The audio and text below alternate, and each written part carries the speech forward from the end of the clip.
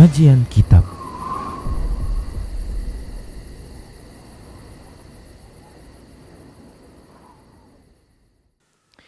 Assalamualaikum warahmatullahi wabarakatuh. Innal hamdalillah nahmaduhu wa nasta'inuhu wa nastaghfiruh wa na'udzu billahi min shururi anfusina wa sayyiati a'malina may yahdihillahu fahuwal muhtadi wa may yudlil falan tajida lahu waliyyan mursyida. Asyhadu an la ilaha illallah wahdahu la syarika lah wa asyhadu anna Muhammadan abduhu wa rasuluh alladzi la nabiyya ba'dah. Wa qala Allah subhanahu wa ta'ala ya ayyuhalladzina amanu taqullaha haqqa tuqatih wa la tamutunna illa wa antum muslimun. Wa qala azza man qala ya ayyuhalladzina amanu taqullaha wa qulu qawlan sadida yuslih lakum a'malakum wa yaghfir lakum dhunubakum wa may yuti'illaha wa rasulahu faqad faza fawzan 'azima. Ya ayyuhan nasu taqu rabbakumul ladzi khalaqakum min nafsin wahidah wa khalaqa minha zawjaha wa batha minhuma rijalan katsiran wa nisaa'a wattaqullaha alladzi tasaaluna bihi wal arham innallaha kana 'alaikum raqiba. Amma ba'du, nastaqal hadithi kitabullah wa khairul hadi hadi Muhammad sallallahu alaihi wasallam wa syarrul umur muhdatsatuha wa kullu muhdatsatin bid'ah wa kullu bid'atin dhalalah wa kullu dhalalatin finnar. Ikhwah rahimanallahu wa iyyakum, kita masih membicarakan bab ke-30, yaitu firman Allah Subhanahu wa taala, wa minan nasi may yattakhidhu min dunillahi andada yuhibbunahum ka hubbillah walladzina amanu asyaddu hubban lillah. Di antara manusia, di antara orang-orang ada yang menjadikan ada orang-orang yang mengambil Tuhan selain Allah, di mana mereka mencintai Tuhan mereka tersebut ataupun berhala mereka tersebut kahubbillah, seperti kecintaan mereka kepada Allah. Walladzina amanu asyaddu hubbalillah. Adapun orang-orang yang beriman, kecintaan mereka kepada Allah itu jauh lebih tinggi dibandingkan kecintaan mereka terhadap yang lain-lainnya. Di sini telah kita bicarakan bahwasanya ada yang mentafsirkan bahwa kecintaan orang-orang kafir, orang-orang musyrik terhadap berhalanya sama kecintaan mereka terhadap Allah. Dengan artian bahwasanya pada dasarnya orang-orang musyrik yang menyembah berhala itu mencintai Allah juga. Tapi ketika mereka mencintai berhalanya, mereka samakan cinta mereka terhadap berhala sama seperti kecintaan mereka terhadap Allah. Demikian ikhwah. Dan ini tidak dibolehkan. Walladzina amanu asyaddu hubbalillah. Adapun orang beriman, kecintaan mereka itu lebih kuat ketimbang kecintaan mereka terhadap siapapun. Kemudian kita juga sudah bahas beberapa model cinta. Kita sudah bahas yang pertama, yaitu mahabbatullah.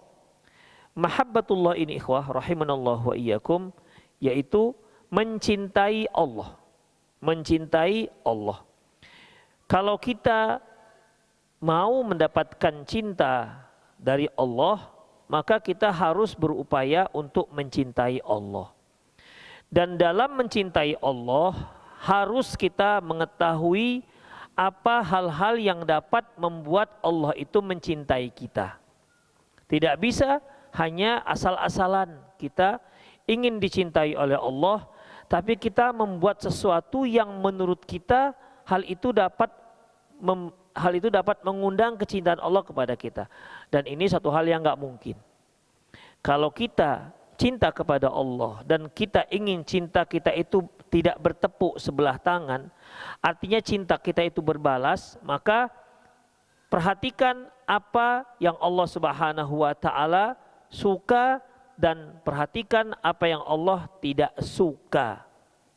Itu ikhwah. Jangan sampai apa yang Allah suka tidak kita lakukan, dan yang Allah murka kita lakukan. Ini tidak akan mungkin dia dapat cinta dari Allah Subhanahu wa taala. Di antara pengaturan itu semua Allah mengatakan, "Qul in kuntum tuhibbunallaha fattabi'uni yuhibbukumullah." Apabila kalian memang mencintai Allah, maka fattabi'uni, ikutilah aku. Maksudnya ikutilah aku, maksudnya Rasulullah. Karena dengan mengikuti Rasulullah, ya, kita dapat memperoleh kecintaan pada Allah. Yuhibbukumullah wa yaghfir lakum dzunubakum. Apabila kalian mencintai Allah, maka fattabi'uni yuhibbukumullah. Ikuti aku, maka Allah akan mencintaimu. Bukan hanya itu, tapi akan Allah ampuni dosamu. Demikian ikhwah. Oleh karena itu, kan kita tidak hanya ingin mencintai Allah, tapi kita juga ingin dicintai oleh Allah Subhanahu wa taala. Tapi persyaratannya itu. Kenapa demikian ikhwah? Harus mengikuti Rasulullah. Rasulullah sudah bisa dipastikan orang yang dicintai oleh Allah.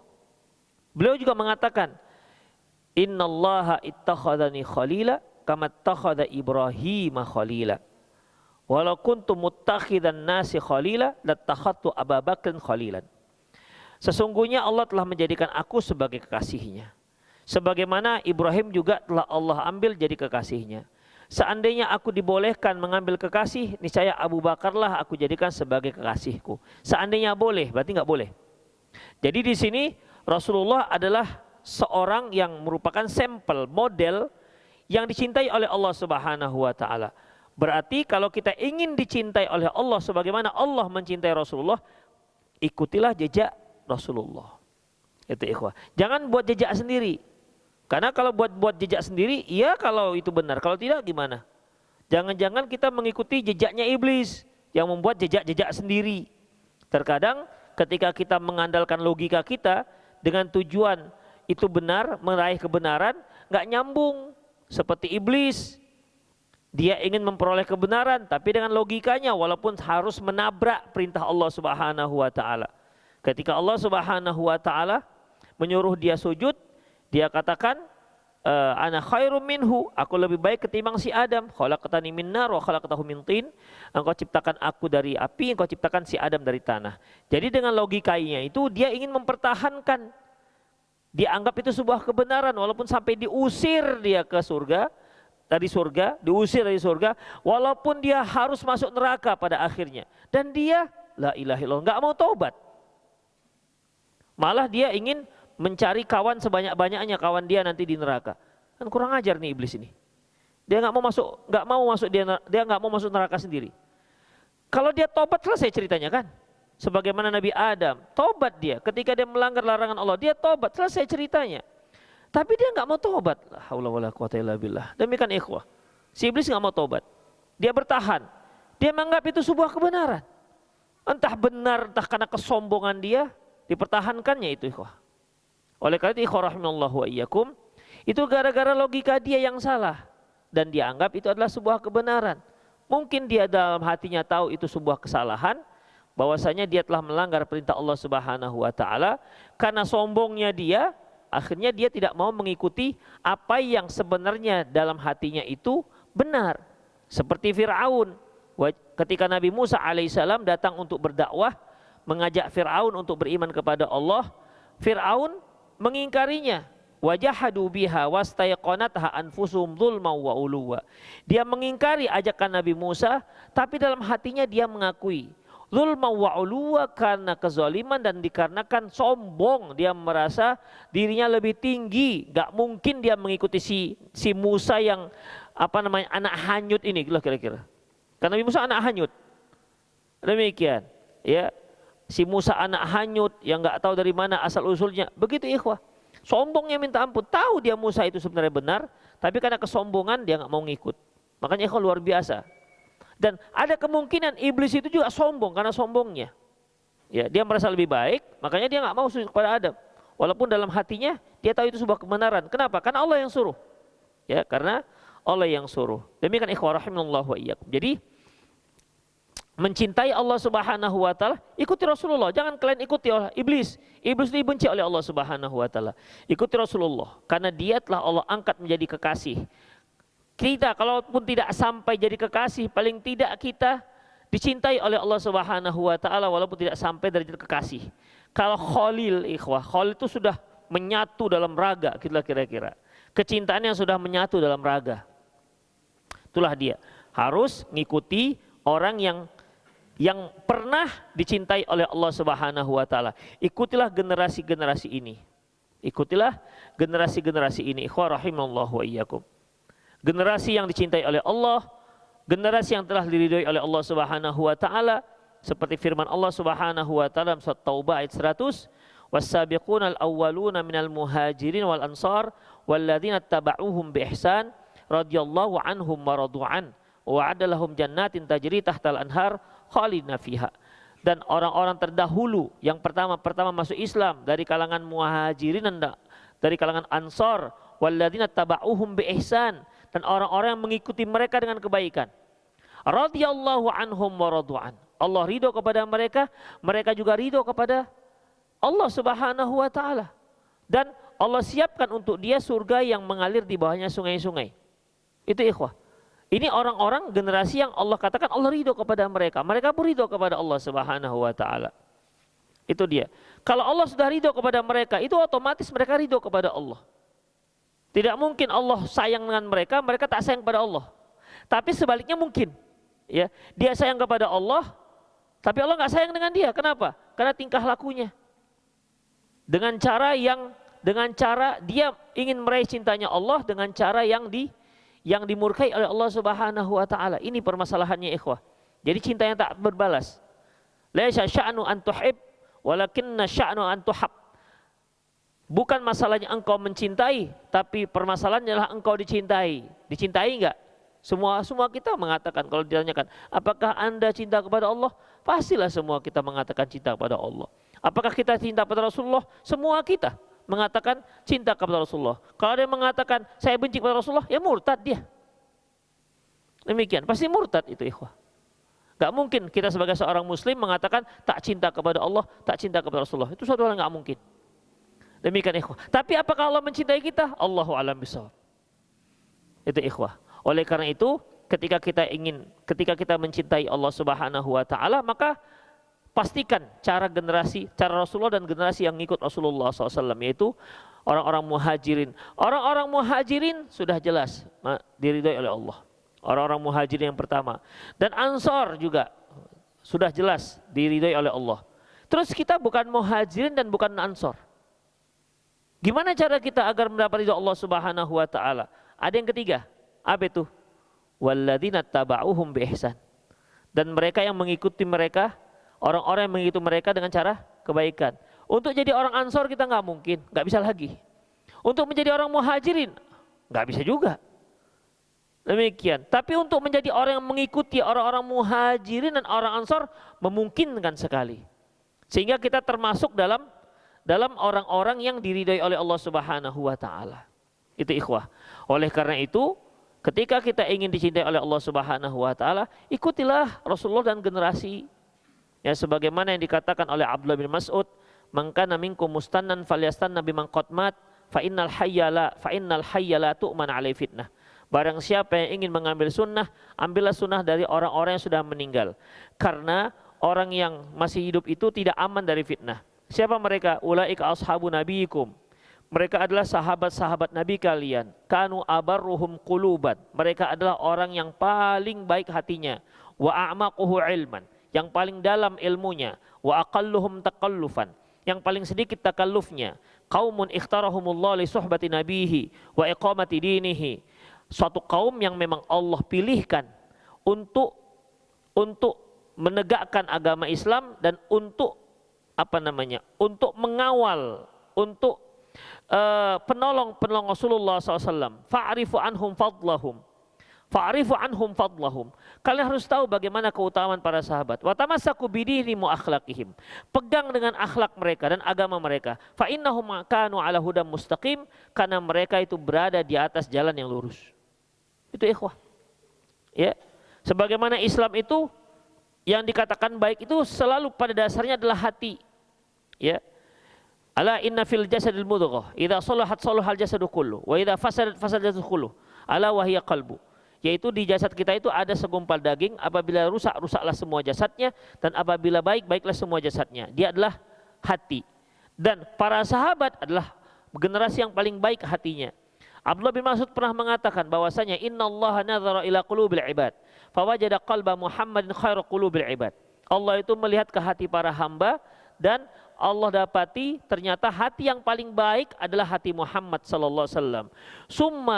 Summa nadzara ila qulubil ibad ba'da qalbi Muhammadin sallallahu alaihi wasallam.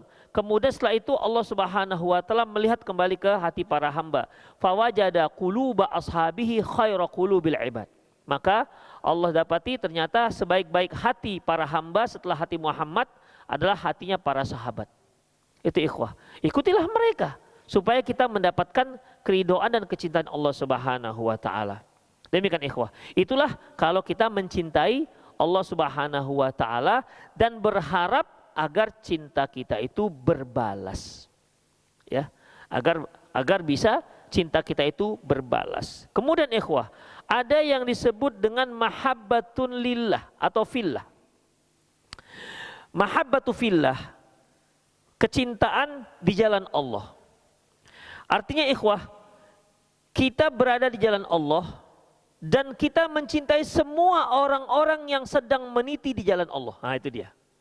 Jadi kita mencintai orang-orang yang sedang berada di jalan Allah. Ini sebuah konsekuensi. Ya, sebuah konsekuensi. Kalau kita mencintai seseorang, maka otomatis kita akan mencintai orang yang dia cintai. Itu dia. Kalau kita mencintai Allah Subhanahu wa taala, kita harus mencintai orang-orang yang berada di atas jalan Allah. Kalau kita mencintai Allah, kemudian kita benci dengan orang-orang yang berada di atas jalan Allah, itu berarti kecintaan kita itu enggak benar. Demikian ikhwah. Ya, misalnya ini kita katakan cinta itu kita cinta kepada Allah Subhanahu wa taala. Kemudian kita tidak suka melihat orang yang berjenggot sementara kita tahu jenggot itu merupakan sunnah Rasulullah. Terlepas masalah wajib kan wajib, semua sepakat ikhwah bahwasanya jenggot itu sunnah Rasulullah. Apakah sunnah diartikan wajib ataukah sunnah diartikan mustahab?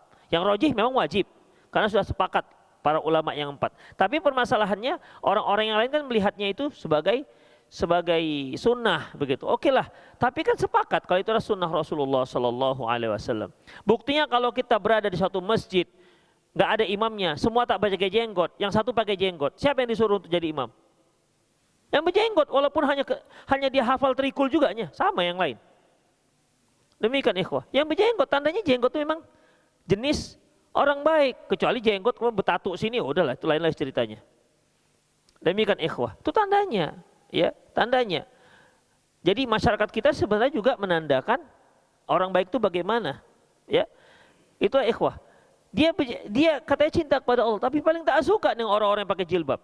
Alah, Islam itu yang biasa-biasa aja lah, nggak usah berlebihan. Nah, kita nggak tahu apa Islam yang biasa-biasa itu nggak boleh berlebihan. Kalau yang dia maksud berlebihan, biasa-biasa menurut dia nggak pakai jilbab, ya salah dia. Demikian, makanya yang biasa-biasa saja yang mana rupanya?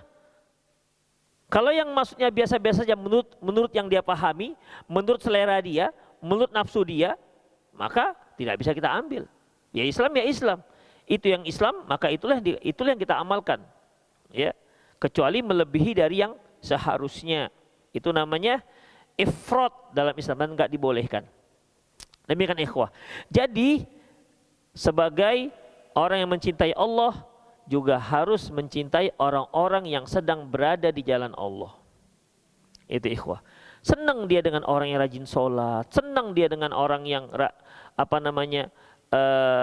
dengan orang yang akhlaknya bagus, senang dia dengan melihat akhwat-akhwat yang memang menutup auratnya, senang dia dengan itu semua. Pemandangan itu senang dia.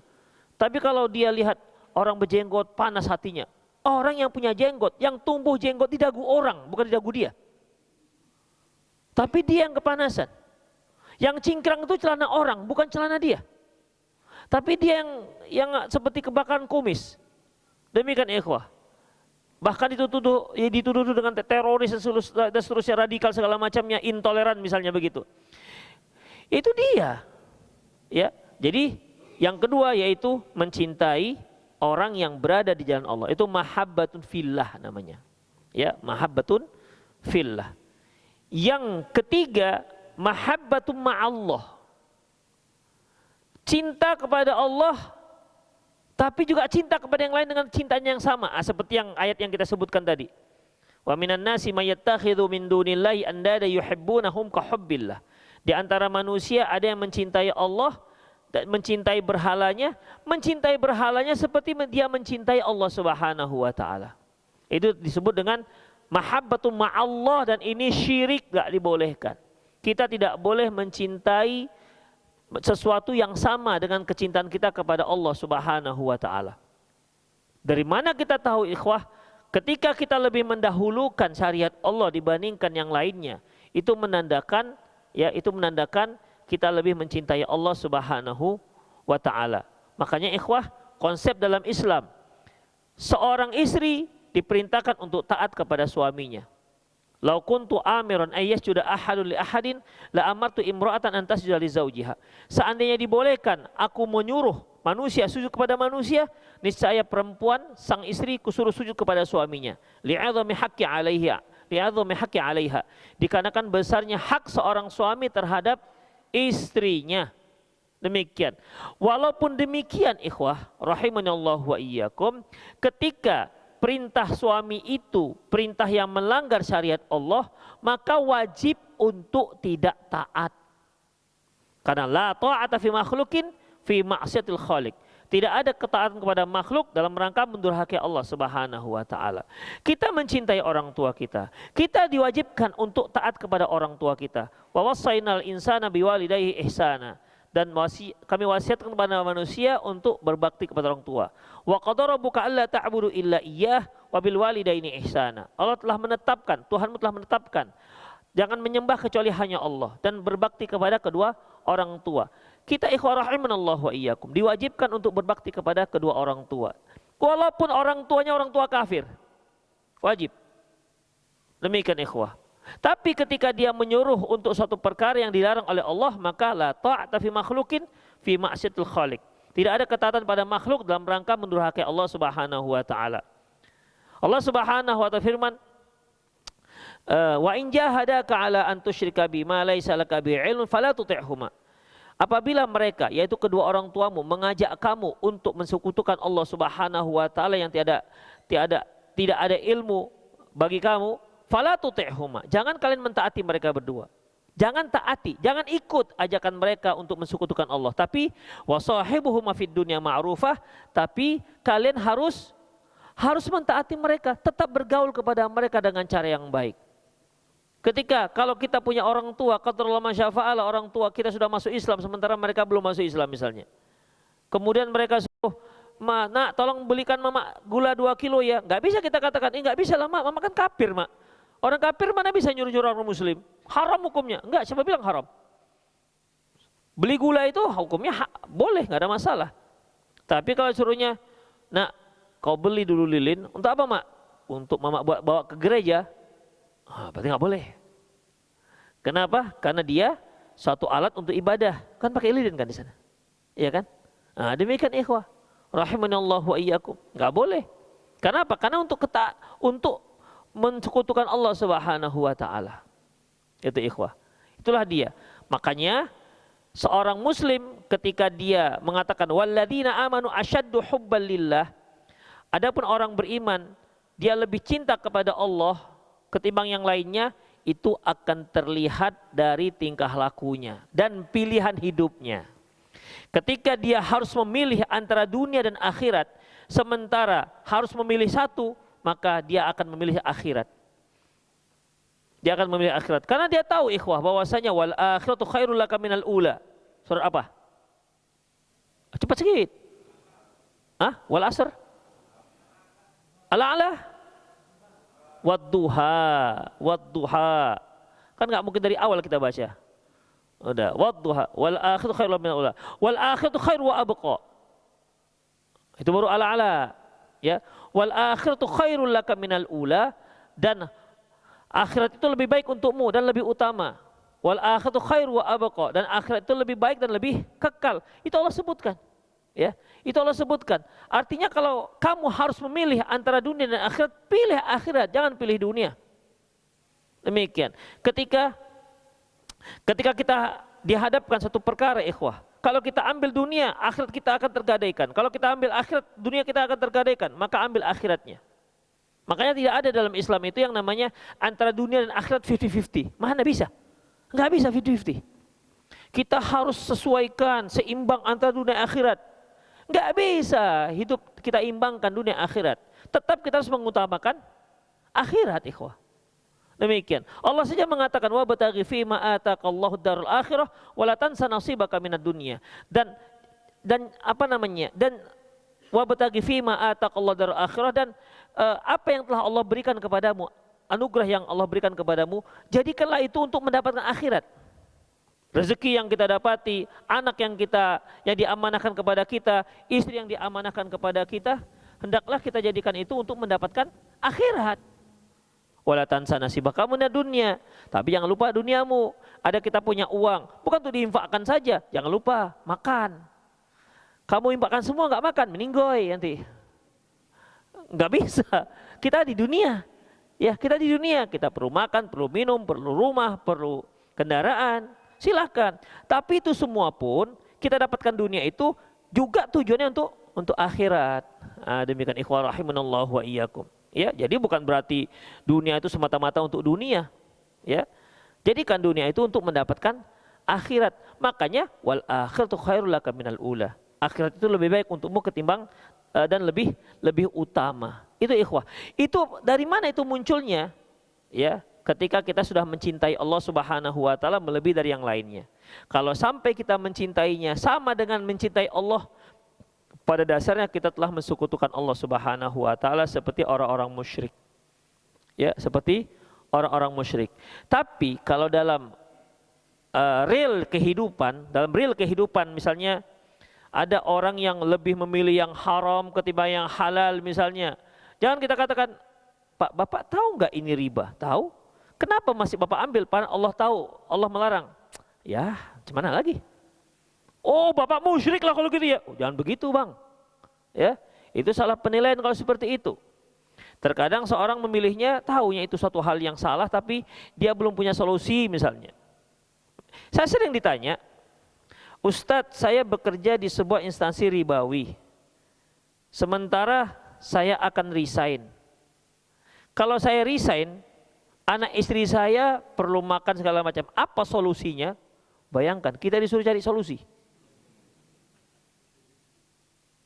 Bayangkan ikhwah. Apa yang mau saya jawab? Yang saya jawab, yang riba ya haram. Solusi cari sendiri. Masa saya harus mikirkan semua yang mau resign dari bank itu harus carikan kerjanya? Demikian. Ya jadi masalah hukum ya hukum. Tadi pagi ada yang nanya, Ustadz, saya punya 3 anak, yang satu di instansi mana begitu setiap pagi suruh SKJ, kan SKJ kan ada musik-musiknya. Saya pertama heran, apa masih ada SKJ sekarang? Itu yang 1, 2, 3, padahal itu lah SKJ. Mungkin sekarang pakai poco-poco ya? Iya gitu ya? Iya katanya. Demikian ikhwah. Jadi kemudian yang satu lagi harus bermusik, dia di instansi mana harus pakai, intinya tidak lepas semuanya dari musik. Terus bagaimana kalau apa hukumnya mereka berada di sana? Berat nih kalau pertanyaannya. Apa hukumnya mereka di sana? Terus kalau mereka resign, apa solusinya? 3 orang lagi. Demikian. Apa bisa katakan harus keluar dari sana karena itu haram? Ikhwah, kita juga nggak kurang bijak seperti itu. Ya kita katakan yang begitu hukumnya haram. Mengenai dia mau keluar nggak keluar, itu ya kembali kepada orangnya. Demikian ikhwah. Seperti jenggot hukumnya wajib. Yang muslim yang tentara yang ingin pelihara jenggot tapi disuruh cukur oleh kaptennya gimana? Kan kita nggak bisa bilang apa-apa. Kita katakan ya jenggot wajib. Terus gimana solusinya Ustadz cara menghadapi kapten? Gitu. Demikian. Ya itu dialah bagaimana kesanggupannya. Ya semoga Allah Subhanahu wa taala memberikan ampunan jika memang dia benar-benar uzur di situ. Tapi ya hukum tetap hukum. Ya, hukum tetap hukum. Demikian ikhwah. Itulah yang namanya al-mahabbatu ma'allah. Kecintaan yang lain sama dengan kecintaan pada Allah Subhanahu wa taala, ini yang tidak dibolehkan. Ada yang kecintaan itu kecintaan yang natural ikhwah, tabiat, seperti kita, apa yang kita cintai biasanya? Apa? Coba, apa yang kita cintai biasanya? Kenapa enggak istri yang sebut? Malu untuk mencintai istri? Enggak. Cuman istri macam macam segan gitu bilang istrinya cinta ke istri. Demikian. Cinta yang biasanya kita cintai siapa?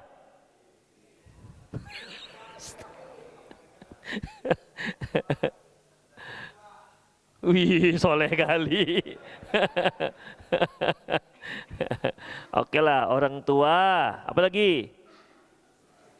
Istri, anak, apa lagi? Harta. Antum mencintakan harta? Iya, antum mencintai harta. Tunjuk tangan yang nggak cintakan harta, tunjuk tangan. Ditanya cintakan harta kok nggak nunjuk? Cinta nggak dengan harta? Cinta kali apa cinta aja?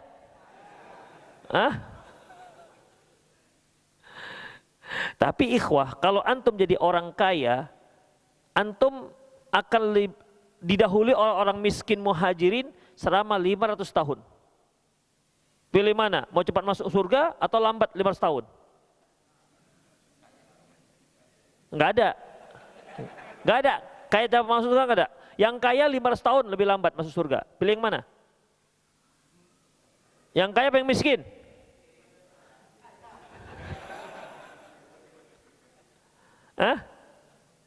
Ya serius, ini pertanyaan serius. Yang kaya apa yang miskin? Yang miskin. Ya tangan, mana yang miskin tadi itu? Ya tangan. Catat malaikat ini. Demikian ikhwah. Ya jadi kalau saya sih yang penting masuk surga lah ya. Mau yang duluan mau kadang surga lah. Alhamdulillah kali udah surga. Alhamdulillah kali ikhwah. Demikian. Orang yang terakhir masuk ke surga, ya berarti kan yang terakhir keluar dari neraka. Yang terakhir masuk surga. Ketika dia masuk surga, ketika dia masuk neraka saja, apa katanya? Alhamdulillahilladzi anjani mink. Segala puji bagi Allah yang telah menyelamatkan aku darimu. Maksudnya darimu itu neraka.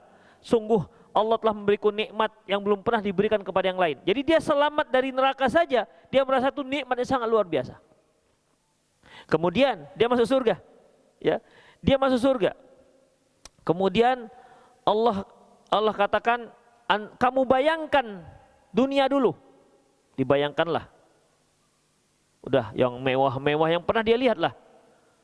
Kemudian untukmu semuanya seperti itu di surga. Dan 10 kali lipatnya. Bayangkan ikhwah, harta dunia ini seberapa? Yang kita dapat berapa persen tuh kira-kira? Kan 0,000. Dari harta dunia dari dulu sampai Nabi Adam sampai hari kiamat itu masih 1. Dan untuk dia 10 kali lipat. Apa katanya? Ya Allah, apakah engkau memperolok-olok aku? Gitu. Demikian. Ketika dia diberi, dia merasa alhamdulillah belum pernah ada orang yang diberi nikmat ini selain aku. Padahal yang terakhir itu. Dia di derajat surga yang paling akhir. Yang lain sudah masuk semua. Demikian ikhwah. Jadi orang yang masuk surga terakhir saja itu saja sudah luar biasa. Demikian. Jadi antum mau masuk surga yang terakhir atau yang pertama?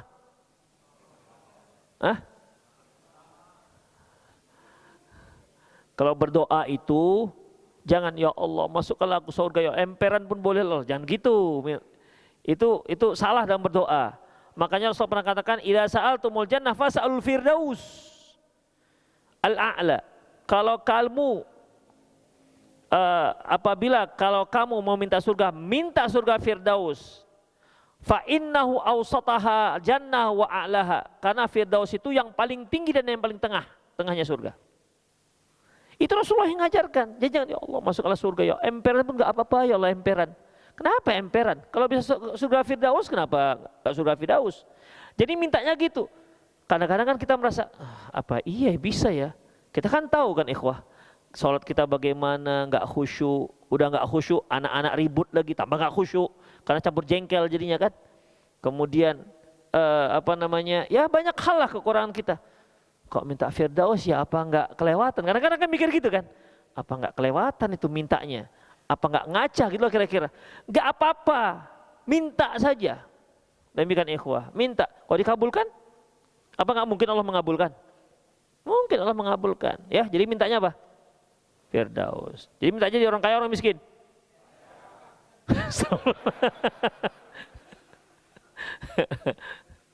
Nah, harta yang berkah minta ya. Kalau kaya kali, kalau pelit itu apa? Taib ikhwah rahimanallahu iyyakum. Itulah dia ya. Jadi mahabbatum, ada mahabbah yaitu cinta yang natural yang memang Allah anugerahkan. Siapa istri yang paling dicintai Rasulullah? Khadijah. Ya. Ketika ketika Rasulullah sering menyebut-nyebut Khadijah, dan itu di hadapan Aisyah, dan Khadijah sudah meninggal. Khadijah sudah lama meninggal.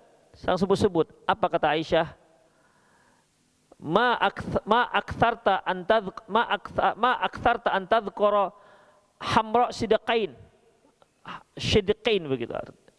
Sungguh engkau sering sekali menyebut tentang wanita yang gusinya merah. Kalau gusi kita apa warnanya ikhwah? Gusi kita apa warnanya? Merah kan? Tapi kan atasnya ada putihnya, apa itu? Gigi. Ada di sini enggak ada gigi gusinya. Tapi kalau ada gusi merah saja nggak ada giginya, ompong itu maksudnya, menunjukkan orang tua. Itu kiasan Aisyah radhiyallahu anha menunjukkan ya orang tua itu, maksudnya wanita tua itu. Kemudian kata Aisyah, laqad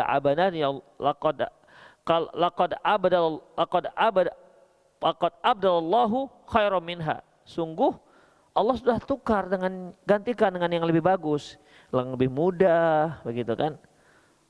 Sambil agak marah Rasulullah, faqal, dan dia mengatakan, wallahi ma abadani Allahu khairan minha. Demi Allah sampai saat ini Allah belum menggantikan yang lebih baik dibanding Khadijah. Demikian ikhwah. Faqad amanat bi idh kafarani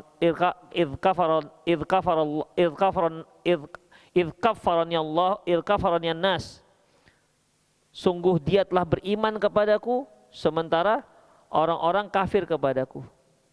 Sungguh dia telah percaya kepadaku sementara orang-orang mendustaiku. Sungguh dia telah membantuku dengan hartanya sementara orang lain membaikotku dengan hartanya. Begitu ikhwah. Kemudian ada satu kalimat yang beliau sebutkan, laqad razaqani Allahu hubbaha. Sungguh Allah telah memberikanku cintanya. Wah, itu ikhwah. Itu istri pertama. Jadi para akhwat-akhwat jangan khawatir jadi istri pertama. Ya, jangan khawatir. Kalau memang suaminya ingin menikah lagi, belum tentu istri kedua itu lebih cintai pada istri pertama. Gimana guys? Cocok. Bu, saya cuma mancing ya bu, bukan. Demikian ikhwah, ya. Jadi itu dia luar biasa cintanya Rasulullah. Kemudian itu lagi yang kata Rasulullah, Allah anugerah, dia telah memberikanku anak di saat sementara yang lain tidak memberiku anak. Aisyah mendengar itu diam.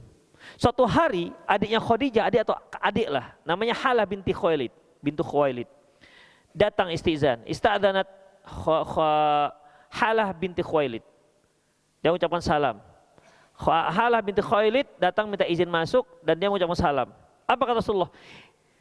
Dia teringat karena suara Halah itu persis seperti suara Khadijah. Begitu ingat, begitu assalamualaikum minta izin Halahnya. Apa kata Rasulullah? Allahumma inna Halah. Nah itu dia. Ya Allah, dia itu hanya Halah bukan Khadijah. Begitu ikhwah. Ya, kecintaan beliau terhadap Khadijah radhiyallahu anha. Itu dia. Itu dikarenakan apa ikhwah? Ya memang luar biasa perjuangan Khadijah. Ya, perjuangan dari nol itu bersama Rasulullah, dakwah dari nol sampai pertama sekali Rasulullah SAW dapat wahyu, beliau beliau menggigil ketakutan, ya, menggigil ketakutan. Zamiluni, zamiluni, kata Rasulullah. Selimutkan aku, selimutkan aku. Ya Khadijah selimutkan, dia nggak nanya. Enggak, dia katakan, abang kenapa? Selimutkan. Bilanglah bang, abang kenapa bang? Cepat bang, cepat, cepat. Enggak begitu. Diselimutkan, sudah tenang baru tanya, kenapa? Apa kata Rasulullah? Dia pun menceritakan bahwasanya dia dalam gua Hira dipeluk oleh seorang makhluk, dipeluk. Kemudian dia katakan Iqra, aku katakan ma ana biqari, aku nggak bisa baca, dipeluknya waqad balagha juhd, sampai aku sak napas terusnya. Kemudian pulang. Kemudian ya begitu gemetar. Apa kata Khadijah dengan memberikan sebuah keyakinan, ikhwah. Itu dia, menguatkan Rasulullah SAW. Apa kata Khadijah? Ini ucapan yang diukir dengan tinta emas dalam sejarah. Wallah la yukhziqallah abadan. Demi Allah, Allah tidak akan menghinakanmu selamanya. Sebutkanlah engkau telah suka membantu orang miskin, suka menolong orang terzolimi. Disebutkan. Gagah lagi Rasulullah, semangat lagi ikhwah. Makanya di depan, di belakang laki-laki yang hebat terdapat istri yang hebat. Demikian, jadi jangan sok paten antum. Kalau nggak ada tangan istri, nggak bisa. Ikhwah, antum pernah dengar Ibnu Daqiqil Id? Ibnu Daqiqil Id itu kalau diartikan anak tepung hari raya. Tapi Allah alam riwayatnya sahih apa enggak, intinya ceritanya orang mengagumi Ibnu Daqiqil Id, seorang ulama besar pada saat itu. Orang mengagumi keilmuannya. Kata istrinya, iya, seolah-olah awak nggak ada andil gitu kan. Satu hari ketika dia diminta untuk jadi khutbah Id, akhirnya istrinya menyibukkan dia, minta beli ini, kesalahan mati, hingga akhirnya dia tidak punya persiapan untuk khutbah Id, padahal dia harus khutbah Id. Sehingga ketika dia khutbah Id, karena istrinya asik mendesak dia untuk beli tepung gandum Id untuk hari raya, tepung gandum untuk makanan hari raya, akhirnya disebutkan dia Ibnu Daqiqil Id, Daqiqil Id, tepung hari raya, tepung hari raya. Nggak tersebutkan dia apa materi yang akan disampaikan. Sehingga ada orang-orang menyebutkan Ibnu Daqiqil Id. Allahu alam akan riwayatnya, tapi itu bisa jadi ikhwah. Ya. Demikian. Itulah dia. Jadi kecintaan ikhwah rahimallahu wa iyyakum itu merupakan kecintaan yang natural. Kecintaan yang memang ada pada diri seseorang, ya, ada pada diri seseorang. Dan ingat, kecintaan itu apabila membawa kita pada maksiat pada Allah, maka kecintaan itu menjadi nggak boleh, walaupun itu kecintaan yang natural. Kecintaan yang tabi'i kata orang Arab, ya, mahabbatut tabi'iyah. Kecintaan yang natural, yang sudah alami, jika dia membawa pada kemaksiatan maka nggak dibolehkan. Makanya kan ada innama amwalukum wa auladukum fitnah. Fitnah atau aduwwal lakum? Siapa yang hafal? Innama amwalukum wa auladukum fitnah. Innama azwajukum wa auladukum aduwwal lakum. Demikian ikhwah. Atau yang sebesar semisalnya lah ikhwah. Ya, dalam surat apa ya? Surat At-Tahrim mungkin, Allahu a'lam. Coba antum tengok nanti. Yang taghabun. Intinya adalah sungguhnya hartamu dan anakmu itu cobaan bagi kalian. Sungguhnya istri kalian dan anak kalian adalah musuh kalian. Bayangkan ikhwah. Itu dikarenakan apa?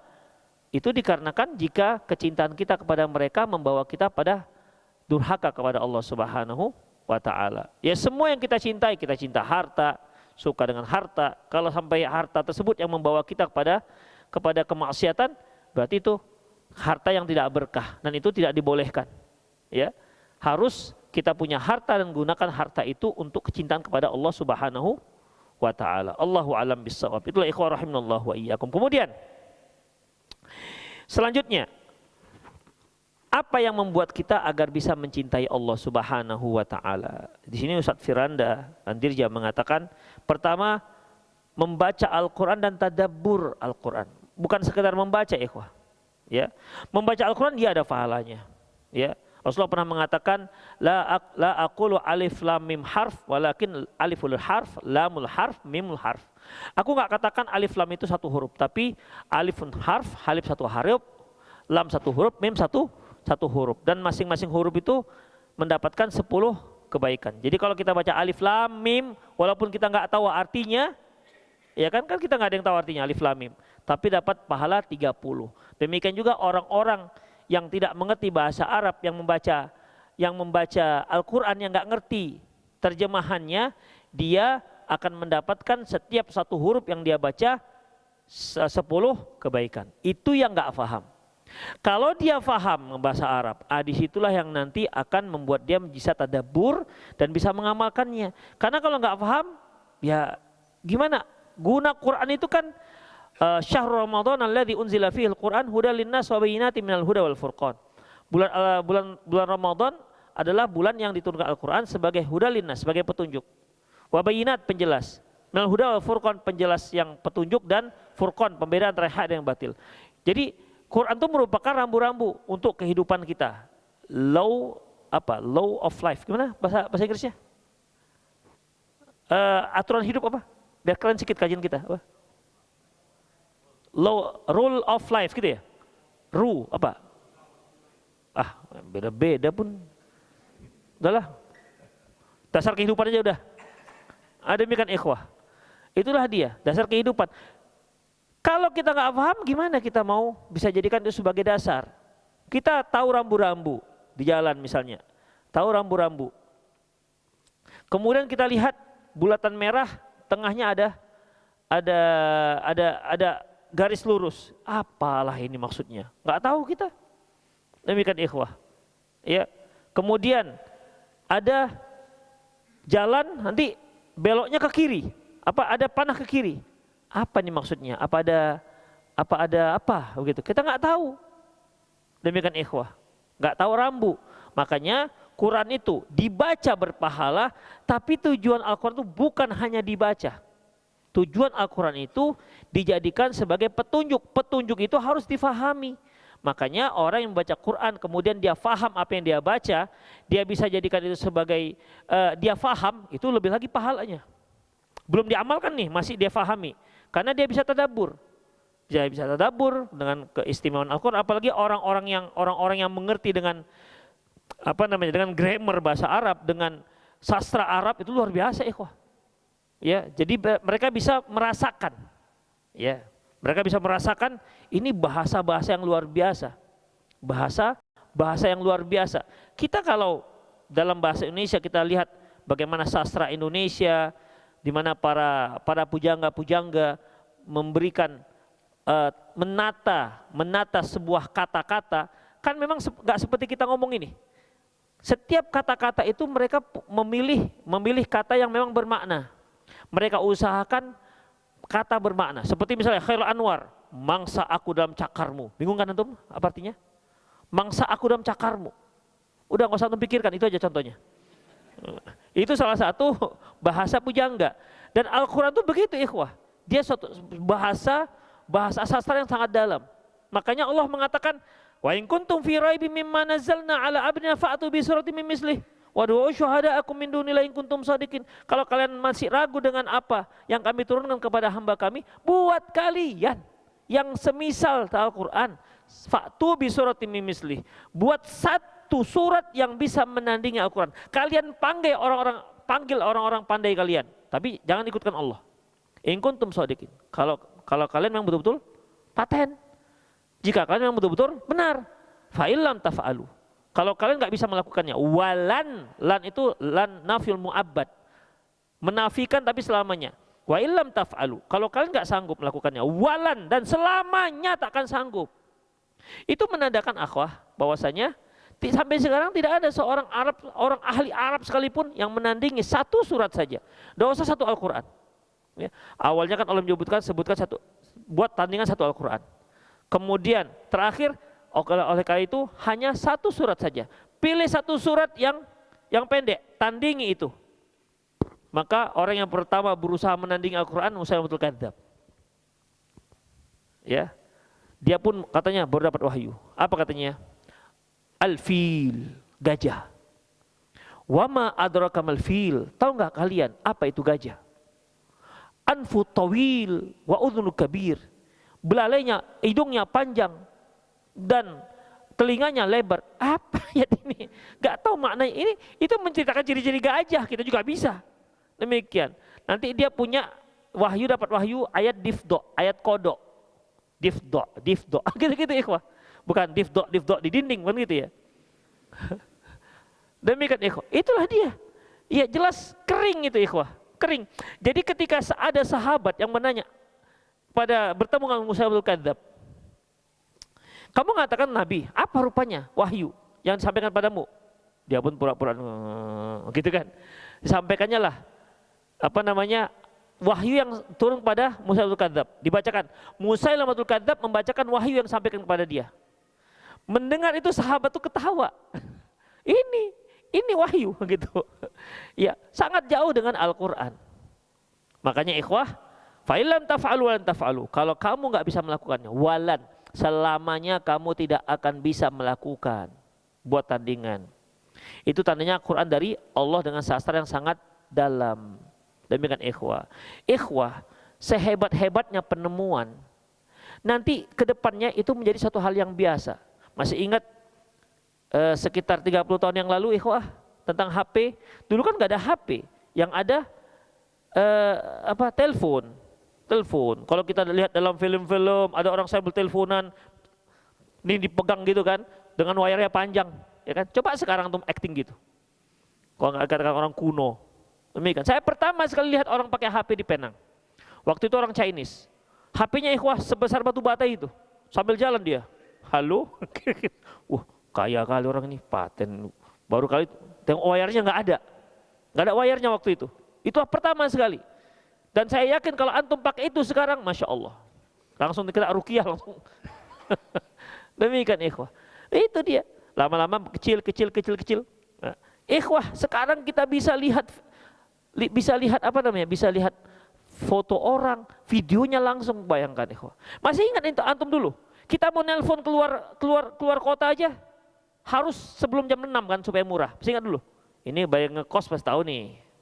Yang ngekos pasti tahu. Tapi yang inilah yang usianya di atas 40 tapi. Yang usia di atas 40 tapi dia kuliah di luar. Mana Gus? Pernah Gus? Ah, itu dia. Sebelum jam 6 kan? Itu dia. Berarti nggak punya telepon dia. Itu dia. Kalau sekarang kan nggak ada lagi begitu. Nggak ada lagi ngantri di warteg. Bukan warteg. Wartel ya. Warteg. Nggak ada lagi pakai ngantri di wartel sekarang. Demikian ikhwah. Dulu ada. Sekarang Masya Allah kan, sampai antum nelpon kemana-mana saja udah semua dengan biaya yang sangat murah. Yang tadinya hebat, nggak hebat lagi. Demikian ikhwah. Apa yang hebat dulu dibuat orang? Piramid, Borobudur. Itu kan dulu hebatnya. Sekarang bisa orang buat Borobudur. Ratusan kali lebih bagus dibandingkan Borobudur bisa orang buat. Demikian. Tapi orang merasa itu ajaib karena bisa membuat itu di tahun yang dulu itu. Demikian. Bisa orang buat piramida ikhwah. Sekarang. Wah, mudah kali lah sekarang ikhwah. Mudah sekali. Demikian ikhwah. Tapi orang kagum kenapa? Karena di tahun itu peradaban sudah sampai seperti itu. Kalau sekarang buat gampang. Apalagi lukisan yang fenomenal. Apa itu? Lukisan Mona Lisa. Sekarang ikhwah, nggak usah pakai tusuk orang. Printer bisa sekarang, seorang bisa buat. Gak aneh lagi. Ikhwah. Itu tandanya punya manusia yang buat. Tandanya manusia yang buat. Demikian ikhwah.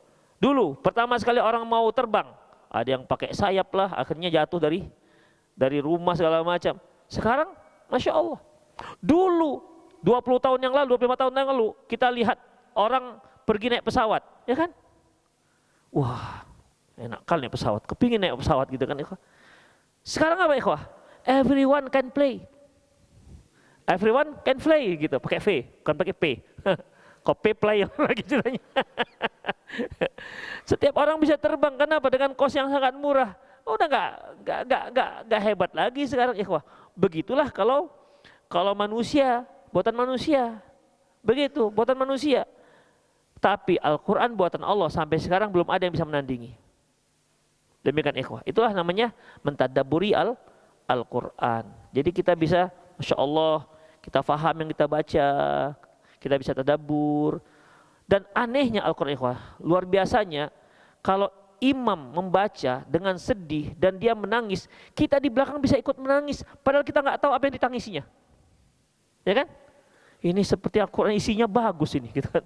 Seperti isinya sedih, kita bisa minimal merinding lah, minimal ya, minimal merinding. Kalau aku nggak ikut nangis dengan, seperti imam yang paham dengan yang dibacanya, minimal merinding. Demikian, itu Al-Quran. Demikian. Ada dalam kitab Al-Juhala wal Hamqa atau Hamqa wal Juhala, Ibnu Qayyim punya kalau nggak salah. Ada seorang imam dia baca yas'alunaka 'anil mahid, tapi bacanya sedih begitu. Yas'alunaka 'anil mahid qul huwa adzan fa'tazilun nisaa fil mahid. Mereka bertanya kepadamu tentang wanita yang sedang haid, katakan itu adalah kotoran dan jauhilah istrimu yang sedang haid. Itu dibacanya sedang sambil nangis. Mungkin ya nggak bisa dekati istrinya. Yang lain pun di belakang nangis, nangis sedih. Demikian ikhwah, nggak tahu apa yang dibacanya. Demikian, itulah istimewanya Al-Quran. Ya, kalau orang membacanya biasa-biasa aja, ya jadi biasa-biasa aja. Itu ikhwah. Ya, itulah dengan membaca Al-Quran kita bisa awal dari mencintai Allah Subhanahu wa Ta'ala. Oke lah ikhwah, sudah jam 9. Ya, semoga bermanfaat. Qul qouli hadza wa astaghfirullah li wa lakum wa lisal muslimin innahu wal ghafurur rahim. Ada yang mau bertanya silakan. Atau melalui 0813 600 661. Fadhol. Ustadz, apa hukumnya jika kita buka rental mobil, lalu siapa yang mau rental bayar DP dulu, dan jika tidak jadi rental maka DP-nya hangus. Ikhwa azallahu wa iyyakum. Allahu alam kalau ini. Ya. Karena memang DP itu sebenarnya ikhwah, ketika kita sudah booking, saya bookingnya di hari Ahad misalnya, kasih DP. Tentunya setelah itu kan kita nggak akan mungkin lagi akan menerima bookingan di hari Ahad. Kenapa? Sudah ada yang DP. Kemudian tiba-tiba nggak jadi. Ada nggak kerugian bagi yang punya mobil? Ada. Ya, ada. Kenapa? Kita harusnya nggak bisa Pak, hari Minggu sudah ada yang booking, udah DP gitu. Demikian. Kalau dia nggak jadi, nggak, artinya berarti DP-nya hilang. Allahu alam bisawab. Kalau kita lihat kerugian bagi si yang punya mobil, Allahu alam sepertinya boleh, nggak ada masalah. Sepertinya ya, Allahu alam. Karena dia rugi jadinya. Harus menolak semua orang yang ingin menyewa, yang merental mobilnya di hari yang sudah di booking. Demikian ikhwan, Allahu alam. Ada yang mau langsung silakan. Ada? Enggak ada? Pertama, bagaimana menghilangkan dosa-dosa di masa lalu terkadang masih teringat lagi. Ikhwah rahimanallahu wa iyyakum. Pertama, menghilangkan dosa ya taubat kepada Allah Subhanahu wa taala. Kalau teringat lagi berarti enggak apa-apa. Itu sebagai penanda agar kita nggak mengulangi lagi dosa tersebut, ya. Tapi kalau seandainya dengan mengingat dia membuat kita trauma, akhirnya menghalangi kita untuk melakukan kegiatan hari-hari, maka nggak dibolehkan. Tapi kalau sekedar mengingat supaya kita tidak mengulangi lagi perbuatan tersebut, maka itu bagus. Berarti mengingatkan kita. Karena orang yang telah melakukan dosa kemudian dia tobat, kemudian dia lupa, ada kemungkinan dia melakukan dosa yang sama di kemudian hari. Ya, ada kemungkinan dia melakukan dosa yang sama di kemudian hari. Terus kalau ternyata dia terjerumus lagi pada dosa yang sama di kemudian hari, bagaimana? Ya tobat lagi. Tobat lagi, nggak apa-apa. Yang penting di saat dia tobat, betul-betul tobat nasuha. Ke depan ya kita nggak tahu gimana nasibnya. Karena kita nggak tahu kan, terkadang kita sedang futur, iman sedang turun, tiba-tiba kita berada di lingkungan yang kurang baik. Demikian ikhwan. Kan pernah saya ceritakan ketika saya menjenguk seorang ikhwan yang dia sakit, udah kronis hampir meninggal. Gara-gara apa? Gara-gara rokok. Waktu itu di rumah sakit Malahayati. Dia katakan, Ustadz saya benarlah rokok ini haram, Ustadz saya tobatlah dari merokok. Memang sudah mau meninggal, hampir meninggal. Sudah tobat betul dia. Tobat, kemudian 3-4 bulan kemudian, akhirnya sebulan sembuh lah. Setelah itu 3-4 bulan kemudian dia pergi umroh bawa jamaah. Di situ ketemu dengan kawan-kawan Arabnya, ngerokok lagi di Mekah. Bayangkan, kita nggak tahu kan ikhwah. Makanya hati itu kan berbolak-balik. Rasulullah selalu katakan, ya muqallibal qulub, tsabbit qalbi ala dinik. Wa ya musarrifal qulub, sarrif qalbi ala ta'atik. Itu doa Rasulullah SAW. Rasulullah saja berdoa seperti itu, apalagi kita. Apa mungkin Rasulullah goyang imannya? Kan enggak. Tapi begitulah doa Rasulullah SAW. Demikian ikhwah. Dan kita juga nggak boleh mencela dia. Kamu katanya sudah tobat nasuha, ini malah mengulangi ulahnya di Mekah begitu. Di Mekah lagi dia ngulanginya, ngerokoknya, bukan di Medan.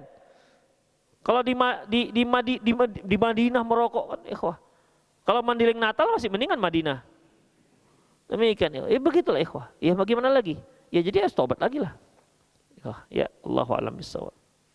Jadi ya kalau memang mengingatnya itu nanti akan membuat dia akan tidak melakukan itu lagi, alhamdulillah bagus. Tapi kalau mengingat itu akhirnya menghalangi aktivitas dia sehari-hari, maka nggak dibolehkan. Kenapa saat kita mendapat ujian cobaan dari Allah lalu kita perbaiki diri untuk semakin rajin ibadah dan perbaiki diri malah semakin banyak ujian cobaan itu datang. Ikhwah rahimanallahu wa iyyakum. Rasulullah mengatakan, innallaha idza ahabba qauman ibtalah. Sesungguhnya Allah itu apabila mencintai satu kaum, dia akan coba. Faman radiya falahu ridha. Barang siapa yang ridho dengan cobaan itu maka dia akan mendapat ridho dari Allah. Wa man sakhita fa alaihi sukht. Barang siapa yang jengkel dengan cobaan itu maka untuk dia kemurkaan dari Allah juga.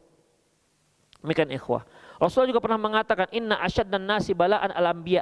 Sesungguhnya cobaan yang paling berat, manusia yang paling berat mendapat kecobaan adalah al-anbiya. Summal ladzina yalunahum, summal ladzina yalunahu, kemudian yang setelahnya. Demikian ikhwah. Jadi semakin kuat keimanan seorang ya semakin kuat juga cobaannya. Dalam sebuah hadis yang lain, sesungguhnya Allah Subhanahu wa taala akan mencoba seorang qadrah sesuai dengan kemantapan kekuatan imannya. Apabila imannya tipis, ya cobaannya juga tipis. Imannya tebal, maka cobaannya juga akan tebal. Itu sudah sunatullah Subhanahu wa taala. Makanya ikhwah, kita perlu teman dalam menghadapi cobaan. Dalam menghadapi kehidupan ini kita perlu teman agar kita bisa watawassaw bil haq watawassaw bis sabr. Ya, saling nasihat menasihati dalam kesabaran dan saling nasihat menasihati dalam kebenaran dan kesabaran. Demikian ikhwah. Walaupun mungkin ketika teman kita dapat musibah kita tahu ini kalau aku lah seperti ini, mungkin sudah bunuh diri kira-kira. Tapi karena bukan kita, dia yang kena, ya kita jangan minder. Saya aja belum tentu sabar kalau seperti ini dapat cobaan. Masa saya menasihati teman? Enggak apa-apa ikhwah. Enggak apa-apa. Kita nasihati. Walaupun kita tahu ini kalau saya yang kena ini, enggak tahu lah saya bagaimana. Begitu ikhwah. Tapi posisi kita pada waktu itu sebagai orang yang memberi nasihat. Ya ketika kita dapat musibah, ya orang itu pula yang memberi kita nasihat. Dan kita yang diberi nasihat jangan kita katakan, nasihat ente aja belum tentu beres. Demikian ikhwah. Kalau itu kita lakukan, orang akan beri nasihat lagi. Demikian ikhwah. Ingat ketika Rasulullah bertemu dengan seorang wanita yang sedang nangis-nangis di kuburan.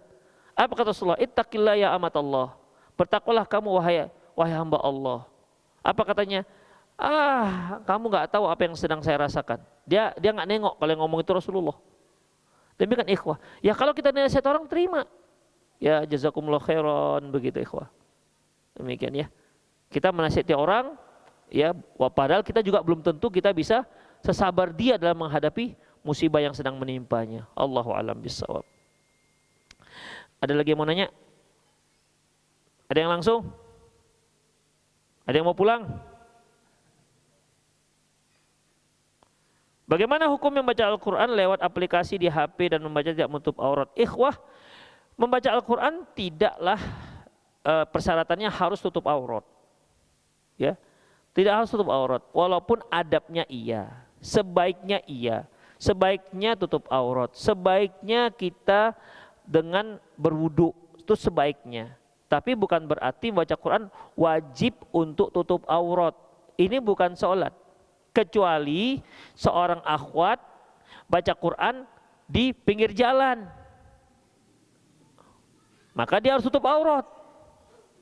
Bukan dikarenakan baca Qur'annya, tapi dikarenakan dapat orang ramai. Demikian ikhwah.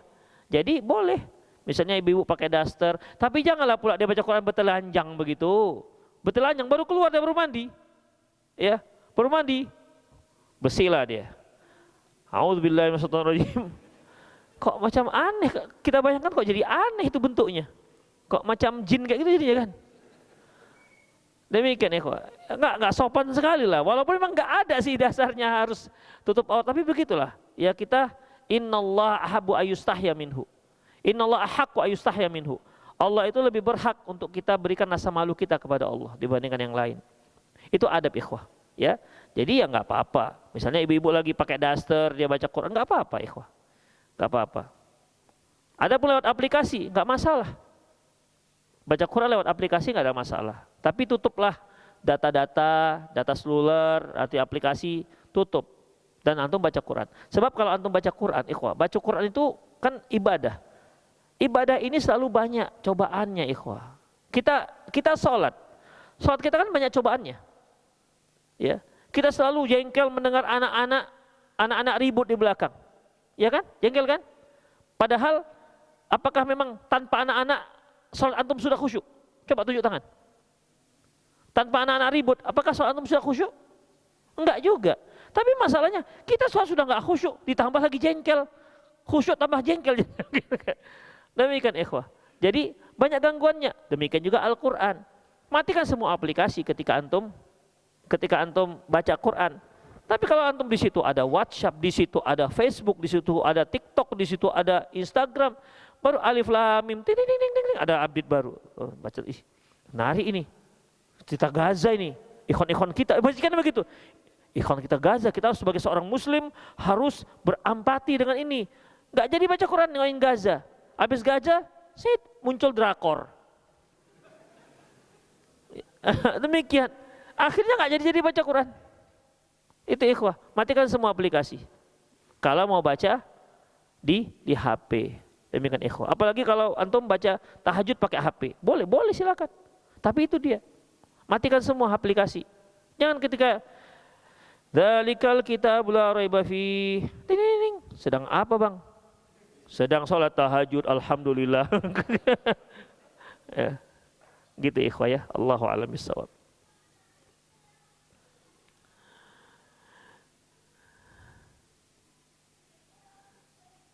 Ustadz, bolehkah mengambil ilmu dari Ustadz Aris Munandar?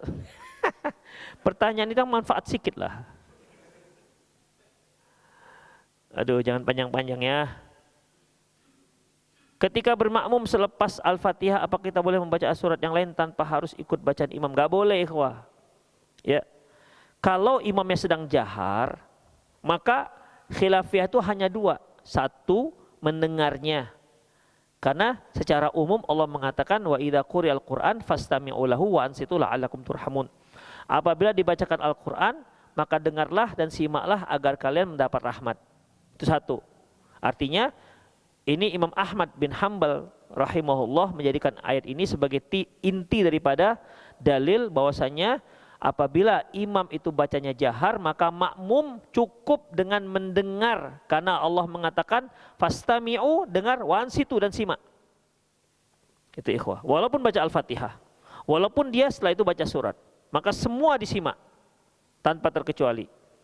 Adapun mazhabnya Imam Syafi'i diikuti oleh Imam Al-Bukhari, kemudian Imam Al-Baihaqi, ya, bahkan Imam Bukhari buat ada satu buku Qiraatul Khalfa Imam, bacaan di belakang imam, yang ditulis oleh Imam Bukhari, di mana beliau mengatakan bahwasanya, ya, mereka mazhab ini mengatakan bahwasanya tetap membaca Al-Fatihah. Untuk Al-Fatihah tetap dibaca, yang lain tidak. Ya, yang lain tidak. Dasarnya yaitu memang wa idza quri'al Qur'an fastami'u lahu wa ansitu la'allakum turhamun. Apabila dibaca Al-Qur'an maka dengar dan simaklah. Ini kan sangat umum dia. Termasuk dalam sholat, termasuk juga di luar sholat. Tetapi ayat ini kata Imam Asy-Syafi'i dan Imam Bukhari bahwasanya dikhususkan dengan Al-Fatihah. Kenapa? Karena Rasulullah mengatakan la sholata illa bi Fatihatil kitab. Tidak ada sholat, tidak sah sholat kecuali dengan baca Al-Fatihah. Jadi ayat yang tadi umum dikhususkan baca Al-Fatihah. Jadi ketika imam membaca apapun ketika dia menjahar, kita belum baca Al-Fatihah, baca Al-Fatihah. Setelah itu baru kembali kepada umumnya ayat, yaitu dengar dan simak. Makanya kalau si imamnya baca Al-Fatihah, untuk mazhabnya Imam Syafi'i ini baca Al-Fatihah, ya kita baru wajib Al-Fatihah. Setelah baca Al-Fatihah, kembali kepada umum, yaitu dengar dan simak. Kita masuk, ketika itu kita masuk, imam sedang baca surat, kita belum baca Al-Fatihah, kita terlambat, gimana? Al-Fatihah, sisanya dengar. Demikian ikhwah. Sekarang kita terlambat, imam sedang baca Al-Fatihah atau imam sedang baca surat, apakah kita baca doa iftitah? Kenapa? Hah? Ya sunnah kan artinya dilaksanakan berpahala, tinggalkan tak apa-apa. Hah? Satu orang, gimana? Mana dia? Pakai tunjuk tangan lah, mana dia orang? Mana suaranya? Ya, gimana? Terus? Apakan? Biar nggak apa kali dia? Apanya? Apakan? Iftitah, ya iftitah sunnah. Sementara baca Al-Quran, mendengar baca Al-Quran wajib. Jadi jangan baca iftitah, ikhwah. Ya, jangan baca iftitah. Sedangkan Al-Fatihah itu karena ada khusus. Ada khusus. Hadis riwayat Bukhari, la salata illa bi Fatihatil kitab, tidak ada salat kecuali dengan baca Al-Fatihah. Hanya itu, selebihnya mendengar. Dan bagi yang mengikuti mazhab Imam Ahmad bin Hanbal, yaitu tidak membaca apapun, tetap mendengar, dengar dan simak, berarti dia harus mendengar dan simak. Kalau baca Al-Fatihah itu hukumnya rukun, penggantinya adalah dengar dan simak baca Al-Fatihah. Jadi apa hukum menyimak dan mendengar baca Al-Fatihah? Jadi rukun kan jadinya? Berarti dengar dan simak. Jangan meleng. Sebab kalau meleng berarti dia tidak mendengar dan tidak menyimak. Karena hukum membaca Al-Fatihah berganti menjadi mendengar dan menyimak. Itu ikhwah. Ya, Allahu a'lam bissawab.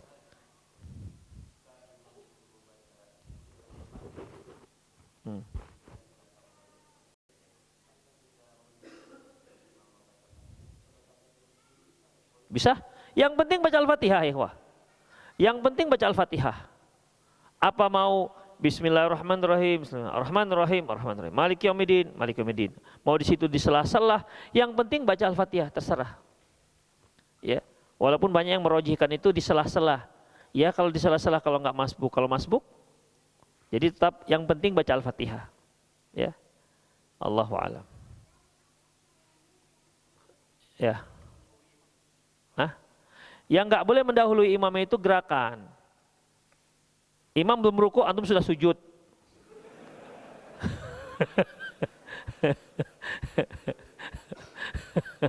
Nah, demikian.